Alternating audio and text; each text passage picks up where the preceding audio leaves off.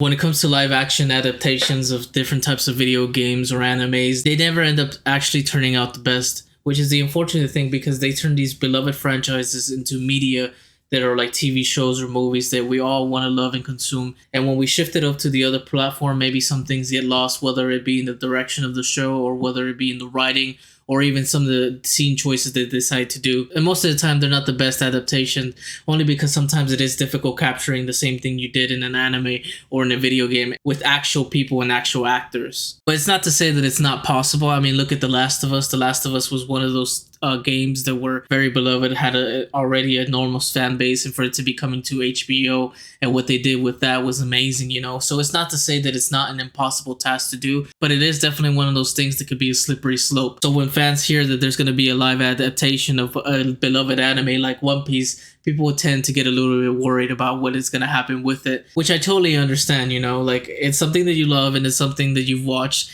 And when we do live actions of things, it hasn't been the best of it. But with the recent success of Last of Us, we'll have to see exactly what they did with it. I know Oda, the creator of One Piece, was very close to picking who the actors were going to be, close to the whole production of the whole entire series. So it wasn't necessarily made up to fail, but I'm glad that it was able to produce such a high quality content as it did. One Piece starts Iñaki Godoy as Luffy to set off to become one of the king of the pirates. Now let me give you some context over my One Piece familiarity, right?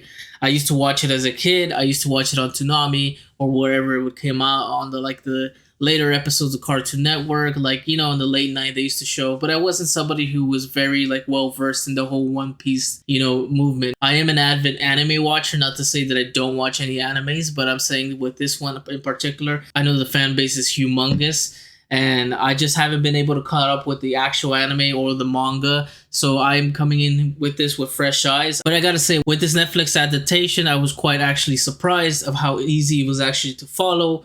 It was very digestible, you know, it introduced all the characters like Luffy, Sanji, Zoro, and Nami, of course, the original cast. And the fact that the casting was actually this close to the actual characters was pretty awesome too. They did an amazing job. I know that Oda picked Iñaki to play Luffy, and he didn't see anybody else who could play Luffy like that, and I gotta agree with him. Iñaki did a fantastic job of embodying what it is to be Luffy. I feel like Luffy, from what I got when I used to watch the anime, was that he was this like cheerful and very confident guy, and you know, was setting off onto his dreams of becoming king of the pirates. And you can really tell with that with Inyaki's performance through the entire series. Everybody else did a spectacular job as well. You know, I was convinced that these guys were the characters and the way that they were all working as a team. I think when it becomes like these team type of shows and stuff, it's very important for everybody to have cohesion with each other and have a little bit of like bonding and relationship with each other, be able to tell that on the screen, because it's super important, because us as an audience will be able to tell if these guys are not clicking in a certain way. Inyaki's performance of being very cheerful himself also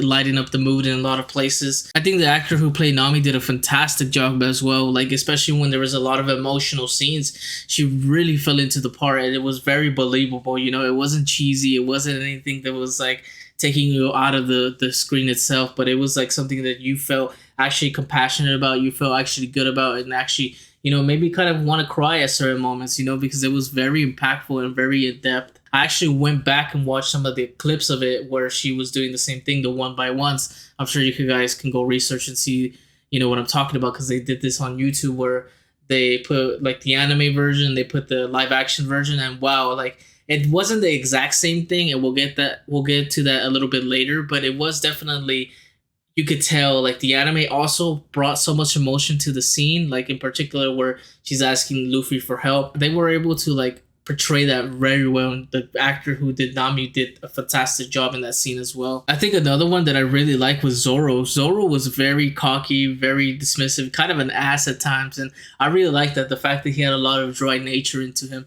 I know the counterpart to the anime is a little bit different. I can kind of tell just a little difference between here and there, but I really enjoy that. I think sometimes when he finally softened up, you can really see those moments were very impactful to the team. Speaking about Zoro, I think Zoro had one of the best like fight sequences out of everybody in the entire cast. Zoro's choreography with the swords and everything like that was amazing. I think those were the very most dynamic scenes of the entire show, when he had the swords out, when he was fighting that guy named Mihawk. Like all these scenes with him were the best ones out of the entire show. I think they really did a great job with the sword play.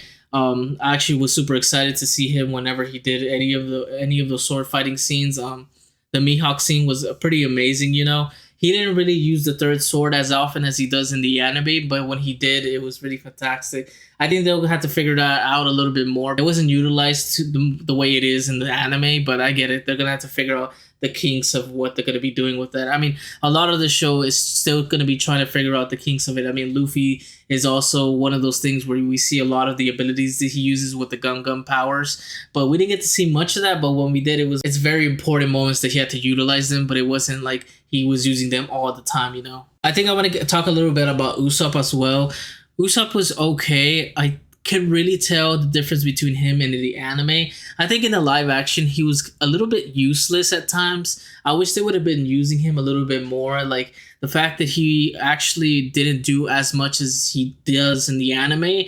I wonder why they did that decision, especially that he does help a lot during the anime as much as he can, obviously. But like the fact that they kind of put him to the side a little bit, I could tell that they were just, you know, leaving him, and he didn't really do much like later down the road after the whole arc with the Black Cat Pirates. So I wonder what they were planning with him, and I'd like to see a little bit more of what they're gonna do with him as well. I think that they kind of didn't utilize him to his best of abilities. As far as Sanji has to be one of my favorite moments of the show because oh my god, I love when they're cooking. I'm a guy who loves like cooking shows, who loves all that stuff. So the fact that they were able to put it into the anime and all the things that happened in that entire arc, there was the whole Mihawk fight, also Arlong's appearance as well, and just that whole scenery was awesome. And the fact that they put a good performance with him when he was younger, you know, a lot of the show was showing them when they were younger and kind of showing a little bit of backstory to show depth. And Sanji's was, oh my god, it was heartbreaking. I loved it. I think they did a great job with that as well. I think the relationship between him and the head chef was amazing as well. Like, oh my god, dude, I didn't see that coming at all. I was actually quite surprised with what they did with Sanji. I think also one of the things that I want to get to is the set pieces of the show. The set pieces were amazing. I think it's one of the best set pieces I have ever seen, man. The boats, the whole entire villages, everything they use with looks so real, so practical. Like you could really tell they put in so much effort into, you know, making sure everything looks almost to the anime, but also making it into a realistic way. Like I really love what they did with that. Even like the fishmen were really cool looking as well. They didn't seem like they were all CGI. I did look at some of the behind the scenes things, and they didn't use all CGI. Some of it was kind of makeup that they used, and I think that they did a great job in picking that because it really brought to life them. It almost seemed a little bit more realistic. Obviously, when you're adapting anime characters, they are going to look kind of goofy, but they did their best job and they really executed that very well. The set pieces were fantastic as far as like, you know, all the ships that they used, all the villages that they were at, even the CGI that was being used. It was CGI, but you could tell that they did the best job that they could. So I was really amazed with that. I think they did a great job, like really executing their anime counterparts. You know, obviously the show is not a one-to-one to the anime, but it is their own thing. I mean, look at The Last of Us. That's kind of what they did. They did their own things and had their own liberties with the show. And I guess One Piece also did their own thing. I think they did a great job of executing that, and which was really fantastic, man. I actually enjoyed myself very, very much. As far as the villains of the show, whether it be the Marines or Arlong, I think they were okay. You know, they weren't as terrifying or menacing. You know, the crew was able to handle them pretty well. I think Arlong was probably the scariest one of them all, especially whatever he did in the village, like the way that he was menacing and scary. Like, I think he did a great job. Whoever was performing his role was pretty good at it too.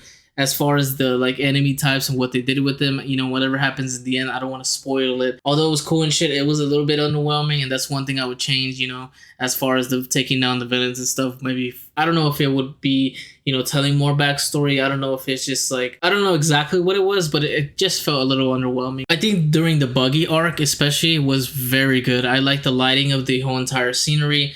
I like the entire like set pieces they used. I think whoever played Buggy was fantastic as well. He was very cynical and very like he was very like menacing, you know. And I liked that. So overall, I found the show to be very enjoyable. I really liked it. I know a lot of people who watch the anime are gonna say, well, this part wasn't exactly as this part, or this part wasn't exactly as that part. I don't think it needs to be exactly as the anime. Like I said, it's gonna be a little bit different when it comes to really adapting the live action to the anime. But I think they did a great job for what it was, you know. And I really enjoyed myself. I could see somebody getting into this without even knowing anything about One Piece because it was very digestible. I liked it. It actually inspired me to go back and watch the actual anime, which I'm currently doing right now. So we'll see about that if I do a review later on that. But I found myself to really enjoy this anime. I really liked the acting of everybody. The set pieces were fantastic. The choreography was pretty good. At times, it could do a little bit better. There's a little things they can do a little bit better here and there, but for the fact of it being one season with 8 episodes, they did a fantastic job on trying to portray the actual anime. You know, I know that there's certain pieces they cut out and there's certain things that they added in, and with all that being said, it's still telling the story of him being the king of the pirates. And for Oda still being involved with this, I know that he's gonna be looking over it as well when it comes down to the later seasons. So, man, it was a thing, man. I would definitely say that this show was an 8.5 out of 10 for me. I would definitely recommend you watch it, even if you watch the anime. You should definitely check this one out, or if you haven't watched any type of anime, check this one out. It's easy to digestible, even though it would be a little bit better if you watch more of it. That way you can get a little bit more context about what's going on. But other than that, you're gonna be good. Like always, make sure you hit the like button and smash that sub button. And with that being said, I hope you guys have a great one. Peace.